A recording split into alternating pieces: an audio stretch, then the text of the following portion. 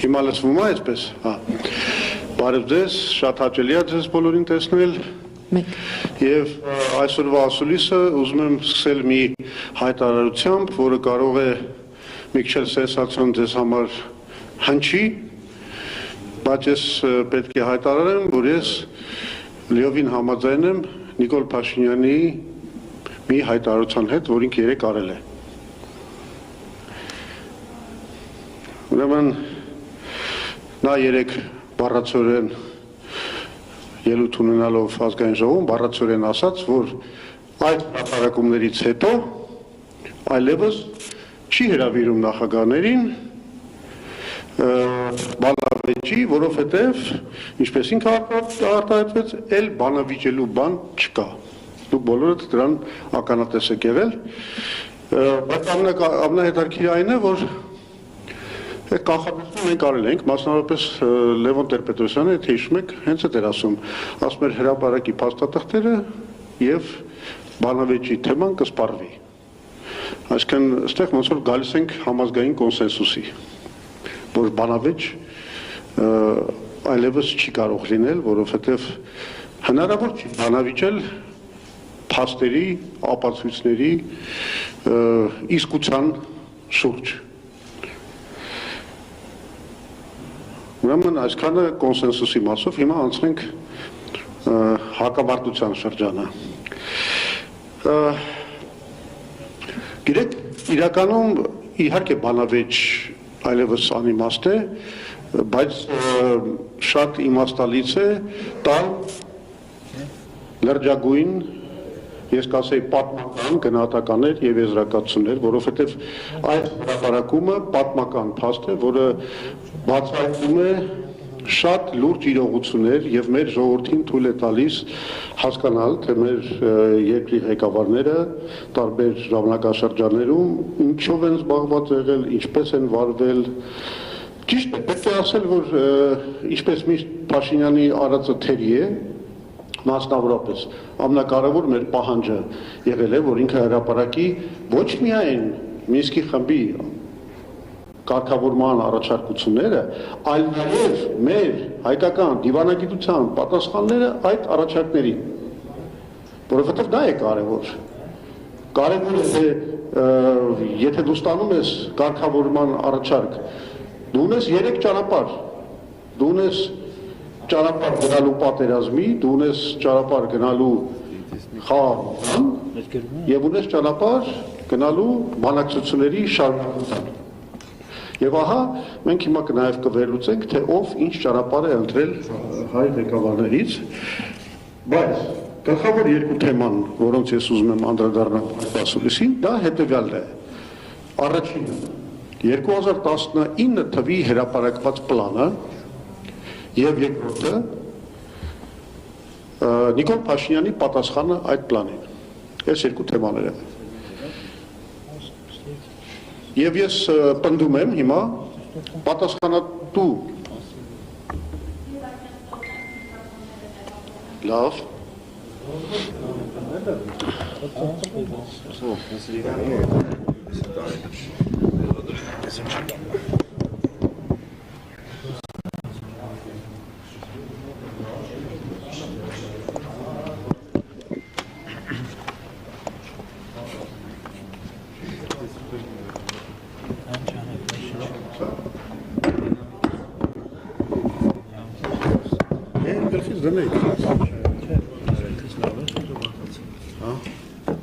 Հիմա այս միկրոֆոն անջատեմ։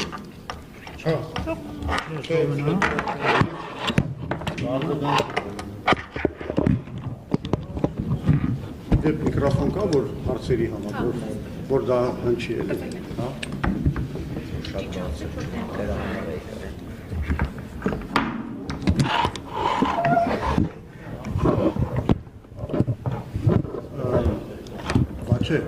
Բաչե, միակ միկրոֆոն, որ ժուրնալիստներին տվել են,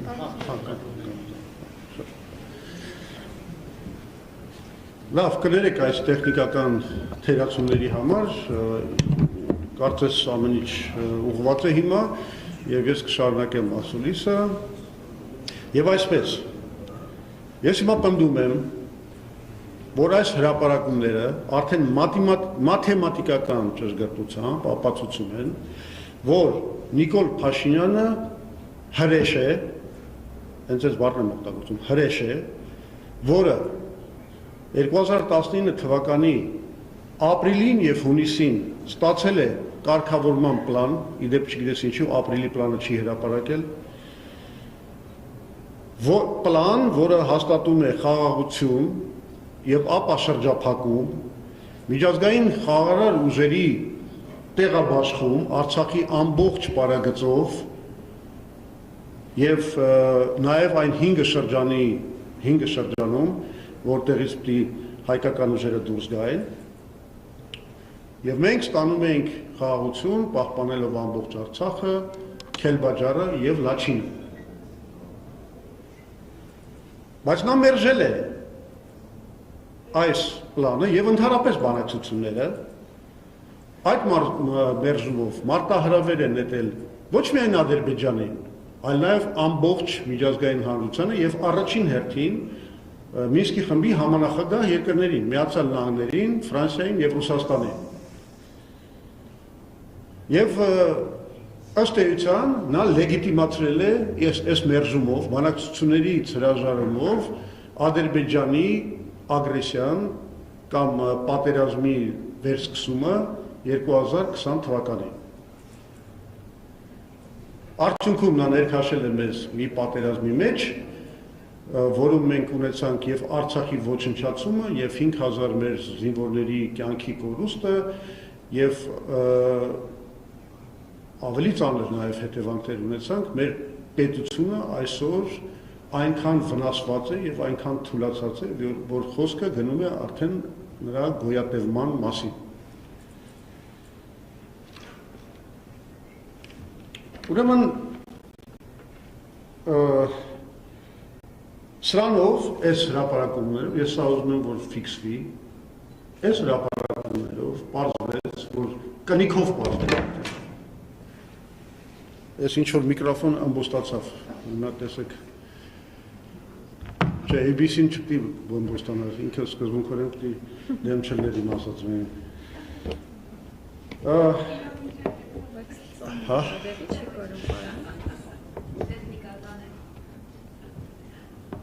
Չէ, բայց չի կանգնում երեխեք, գիտեմ։ Պարկացրեք։ Լավ։ Լավ է։ Ստացվեց։ Ուրեմն սրանով կնիքով ասում եմ, փաստական ապացույցներով անհերքելի պարզվեց,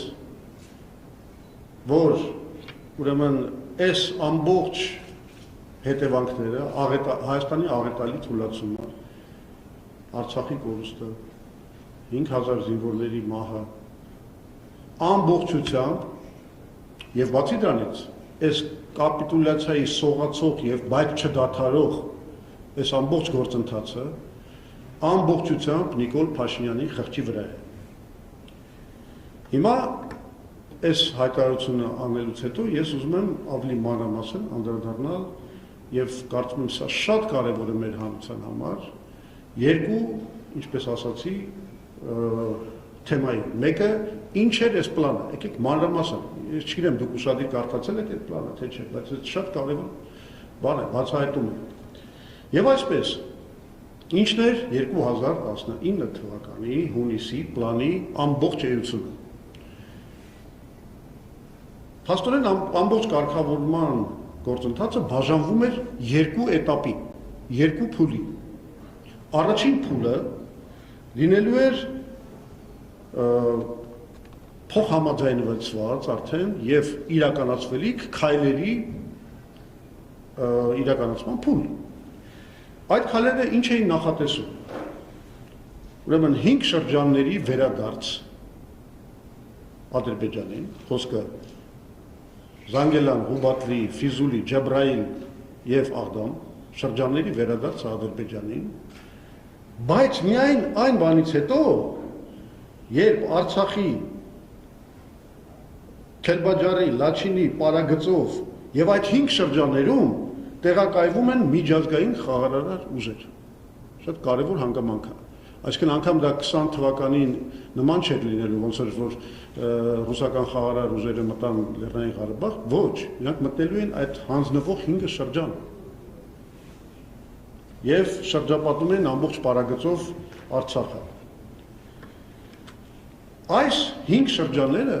պետք է մտնեին բացառապես Ադրբեջանի քաղաքացիական իշխանությունները։ Այսինքն չեր էլ մտնելու ոչ բանակը ադրբեջանական այդ 5 շրջանը, պատկերացրեք, ոչ էլ Ադրբեջանի որևէ ուժային կառույց։ Միջազգային այդ խաղարար ուժերի կազմը կորոշվեր Հայաստանի եւ Ադրբեջանի փոխադարձ կոնսենսուսով։ Այսինքն եթե մենք ինչ-որ վախեր ունենք, օրինակ հետագայում դրա մասին խոսենք, որ մեր ինքնիշխանությունը կարող ուզեր, չգիտեմ, այդպես միշտ ակնարկում են, որ ռուսական ազդեցությունը կավելանար, չգիտեմ ինչ, եւ այլն, Հայաստանի Հանրապետությունը ուներ հնարավորություն դուրս հանելու այդ միջազգային խաղարար ուժերի կազմից, օրինակի համար ռուսական ուժերի, եթե այնման մտավախություն կա։ Շրջապատումը լիարժեք վերանում էր, այսինքն մենք ունենում ենք բոլոր ճանապարհների բացում, բոլոր կոմունիկացիաների բացում, բոլոր կանալների բացում։ Մենք անմիջապես հայտնվում ենք նորմալ տնտեսական ապաշրջապատված իրավիճակի մեջ։ Եվ մի կարևոր բան, որը Փաշինյանը եւ Ռուբինյանը հերքում են եւ ուղղակի սուտ են ասում, որ իրենք ասում են լուծավում էր Ղարաբաղի կարգավիճակը, իրականում հակառակը սահմանվում էր միջազգայինորեն լեգիտիմ միջանկյալ կարգավիճակ։ Սա ապացուցելու համար բերեմ ձեզ մեջ բերում հենց այդ պլանից։ Մինսկի խմբի համանախագահների համանախագահ երկրների աջակցությամբ ճանաչվում են Լեռնային Ղարաբաղի իրավունքները, որոնք ապահովագրում են Լեռնային Ղարաբաղի լիարժեք կենսագործունեության կազմակերպումը։ Այսինքն ոչ միայն շարունակելու էին Լեռնային Ղարաբաղի հանրապետության իշխանությունները գործել իրենց լիազորությունների լիարժեք եւ լիակատար ծավալով, այլ նաեւ այդ ծավալը իրենց լիազորությունների ճանաչվում էր միջազգային հանրության կողմից իդեմս Ֆրանսիայի, Միացյալ Նահանգների եւ Ռուսաստանի։ Ավելին այստեղ հենց այդպես գրած է համանախագահ երկրների աջակցությամբ, այսինքն նաեւ Լեռնային Ղարաբաղի հանրապետության իշխանությունները կստանային այդ 3 համանախագահների աջակցություն։ Դուք հասկանում եք սա ինչ նշանակում։ Սա նշանակում էր միջանկյալ լեգիտիմիզացիա Լեռնային Ղարաբաղի հանրապետության։ Էդել են սուտ ասում, որ բանա ինչ որ լուծարվելու է, SRN էր բան, որովհետև բացի այս արձանագրումից նաև ասվում էր, որ նաև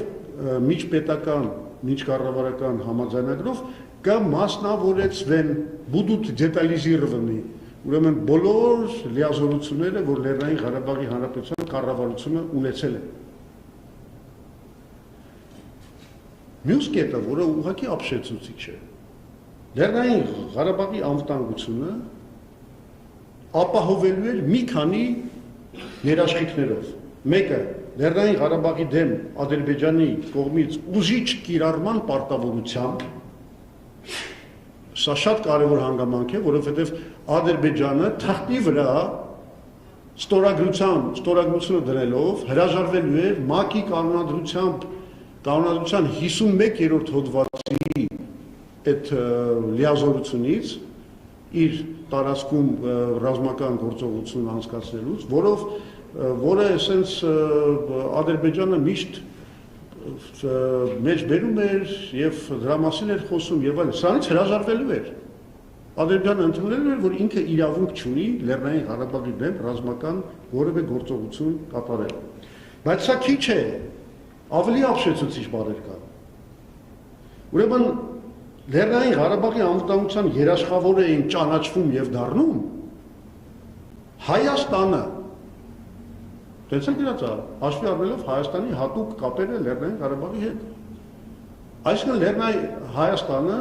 ստանում էր միջազգայինորեն ճանաչված լիարժեք իրավունք միջամտելու հակամարտության մեջ, եթե հանկարծակի Ադրբեջանը խախտեր իր պարտավորությունները։ Բայց սա էլ քիչ է։ Խաղարար ուժերը մենք արդեն հասկացանք միջազգային, բայց երաշխավոր էին նաև դառնում այս անվտանգության համանախագահ երկրները, այսինքն Ամերիկան, Ֆրանսիան եւ Ռուսաստանը, ինչպես նաև ՄԱԿ-ի անվտանգության խորհուրդը դառնում էին Լեռնային Ղարաբաղի, ոչ թե համաձայնակ, այլ Լեռնային Ղարաբաղի անվտանգության երաշխավոր։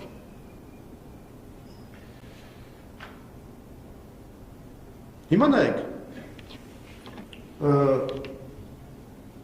սա այն էր, ինչ որ պետք է իրագործվեր առաջի փուլում, այսինքն անմիջապես, այս ամենը պետք է իրագործվեր, որից հետո խոսքը գնում է երկրորդ փուլի մասին, բայց ես հիմա բացատրեմ այդ երկրորդ փուլի մեթոդոլոգիան ինչ է նշանակում։ Երկրորդ փուլը ընդգրկում է այն հարցերը, որոնց լուծումը դեռ պիտի բանակցվեր, այսինքն դրանք ոչ թե իրականացվելիք հարցեր են, այլ ընդհանրապես նշмарում են այն հարցերը, որոնց շուրջ պետք է գալ համաձայնության։ Այսինքն մենք խաղաղությունը արդեն հաստատել ենք, լիարժեք։ Բանակցում ենք այլ չլուծված հարցերի մասին։ Եվ որոնք են այդ հարցերը։ Քելբաջարի եւ Լաչինի վերադարձ Հայաստանը Լեռնային Ղարաբաղին միացնող միջանցքի պահպանումով, սա չլուծված հարց է։ Ինքը որպես նպատակ արտացոլվում է, բայց չլուծված հարց է։ Եվ Լեռնային Ղարաբաղի վերջնական կարգավիճակի սահմանումը ՄԱԿ-ի կամ ԵԱԿ-ի հովանու ներքո Լեռնային Ղարաբաղի բնակչության ազատ կամարտահայտման հիման վրա։ Այսինքն այս երկու նպատակը հռչակվում է, բայց դրանց իրականացման եւ քայլերի շուրջ դեռ պետք է շարունակվեին բանակցություններ։ Սա ինչ է նշանակում, որովհետեւ ով որ դիվանագիտության մեջ այդքան էլ թրծված չի, ես դες ասեմ, երբ որ չլուծված հարցերը առանձնացվում են մի փաթեթի մեջ, դա նշանակում է, որ այդ հարցերի լուծումը դառնում է փոխկապակցված։ Դրա մասին 2021 թվի հունվարի 14-ի իր հոդվածի մեջ գրել է Յուրի Պապովը, որը այն ժամանակ համանախագահն էր Ռուսաստանի կողմից։ Ինքը գրել է, որ вопрос передачи Кельбаджара и Лачина будет решен в увязке с определением конечного статуса Нагорного Карабаха. Այսինքն Քելբաջարի եւ Լաչինի ոչ միջազգային մասի վերադարձի հարցը պետք է լուծվի կապված Լեռնային Ղարաբաղի վերջնական կարգավիճակի հաստատման հետ։ Հիմա ես բացատրեմ այս մեթոդոլոգիան ինչ է նշանակում։ Սա նշանակում է հետևյալը, քանի որ գրված է, որ Լեռնային Ղարաբաղի վերջնական ստատուսի լուծումը պետք է կատարվի հենվելով մանի այդ Լեռնային Ղարաբաղի բնակչության կամարտահայտման հիման վրա անցկացված հանրաքվեի վրա, որտեղ պետք է դրվեն հարցեր, որոնք ոչ մի սահմանափակում չունեն եւ բոլոր կողմերը դրանց արդյունքի հետ պետք է համաձայնեն։ Սա նշանակում էր, որ այդտեղ շարունակում էր մնալ հայկական եւ ադրբեջանական շահերի բախում, հասկանում եք։ Օրինակի համար ադրբեջանցիները պետք է պնդեին, որ գիտեք ինչ եկեք վերադարձնենք Լեռնային Ղարաբաղի բնակչության բանը Լեռնային ադրբեջանական մասը, ընդ որում իրանք արդեն մեծ աճել են, այն ժամանակ այսքան էին, ընդամենը 45000 են, հիմա 150000 են դարել, պետք է ուրեմն այդ բոլորին ընդեղ բացել։ Հայերը պետք է պնդեին, որ չէ, այդպես բան չկա, պետք է պահպանենք համամասնությունները եւ այլն։ Այս հարցերի շուրջ երբեք, ես դες պատասխանատու ձերբով ասում եմ, երբեք ձերբ չէր բերվելու որևէ համաձայնություն։ Եվ բոլորը գիտակցաբար դնում էին այս պլանի իրականացմանը, որովհետև այս հարցերի շուրջ, քանի որ չէր ձերբ բերվելու համաձայնություն, ամբողջ իրականացումը խաղաղության պլանի կավարտվեր առաջին փուլի իրականացմամբ։ Ինչը նշանակում է, որ Հայաստանը եւ Արցախը լեգիտիմորեն կպահպանեին իրենց վերահսկողությունը ամբողջ Լեռնային Ղարաբաղի Արցախի վրա գումարած դրան Քելբաջարն ու Լաչինը, ընդ որում երաշխավորված խաղաղության պայմաններում։ Սա է ամբողջ այս պլանի էությունը։ Իսկ եթե հանգարցակի Ադրբեջանի համար շատ կարևոր դառնար Քելբաջարի եւ Լաչինի ոչ միջանցքային մասի վերադարձը, Ադրբեջանը պետք է գնար արմատական զիջումների Լեռնային Ղարաբաղի կարգավիճակի վերջնական կարգավիճակի հաստատման հարցում։ Այսինքն ստեղծում էինք խաղաղություն, իսկ օդում կախում էինք ապագա սերունդների համար մի հնարավորություն, որ ի վերջո կարող է Քելբաջարը հետ գնա Ադրբեջանին, բայց Լեռնային Ղարաբաղի անկախության ճանաչման գնով Ադրբեջանի համար։ Այսինքն ես չգիտեմ, սրանից լավ պլան մեկ էլ բանն էր 97 թվականի փուլային պլանն էր։ Դրա մասին խոսանք, եթե հարցեր չեն։ Բայց սա իրականում ես չգիտեմ, այստեղ թերությունը որն է այս պլանի մեջ։ Այսինքն ոնց կարելի է ստանալ սենց այսպեսի պլան, ընդ որում երկու անգամ, մի անգամ ապրիլին 19 թվականին, մյուս անգամ արդեն հունիսին եւ ուղղակի չընդգրկվել այս բանակցությունների մեջ ամբողջ սրտով, եռանդով, ջերմեռանդությամբ, որպեսզի մենք ստանանք այս իրանելի խաղաղությունը։ Եվ սա այս հարցադրումը մեզ շատ տենց բան ձևով բերում է դեպի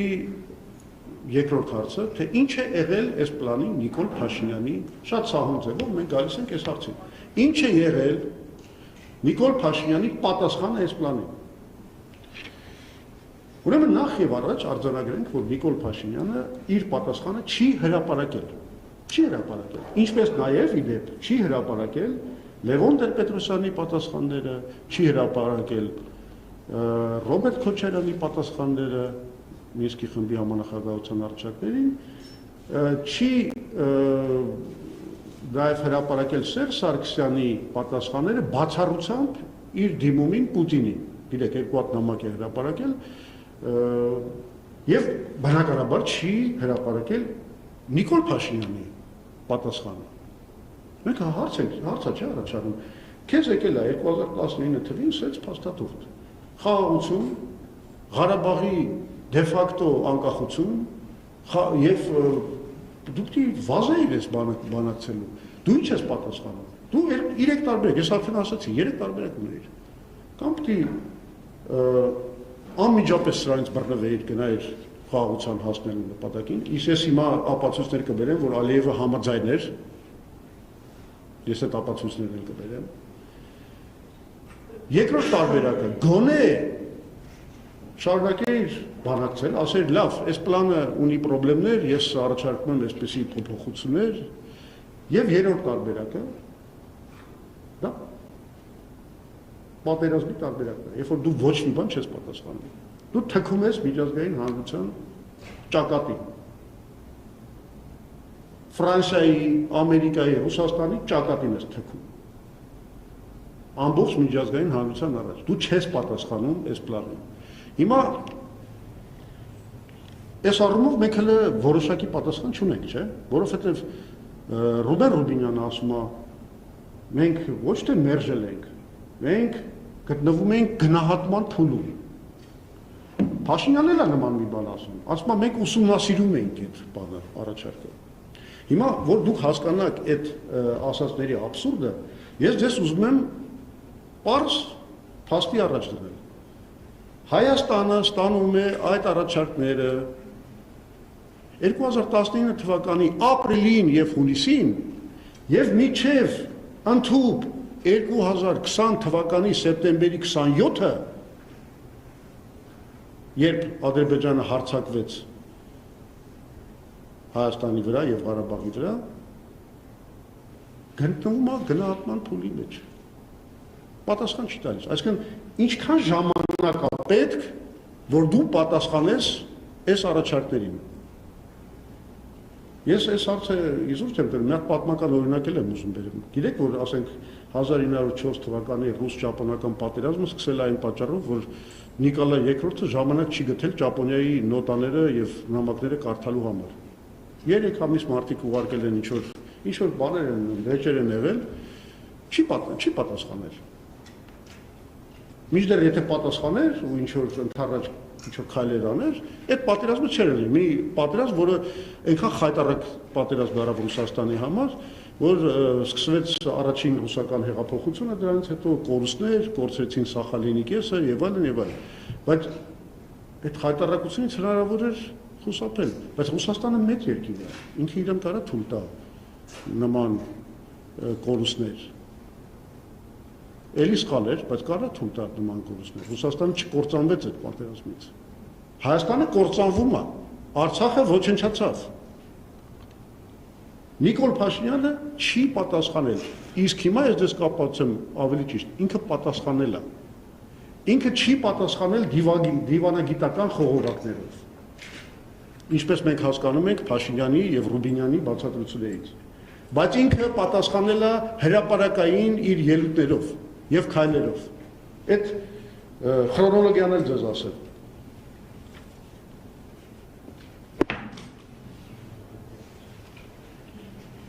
Շատ ապստամբ միկրոֆոն դուս եկավ։ Ուրեմն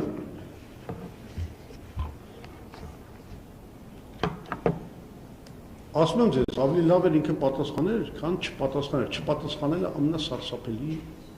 ընտրանքներ։ Չպատասխանելը բերեց պատերազմը, լեգիտիմացրեց այդ պատերազմը ամբողջ միջազգային հանրության աչքերում, որտեղ Ադրբեջանը ասում է, այս մարդը չի ուզում բանակցել։ Լեռնային Ղարաբաղի խնդիրը բանակցություններով լուծման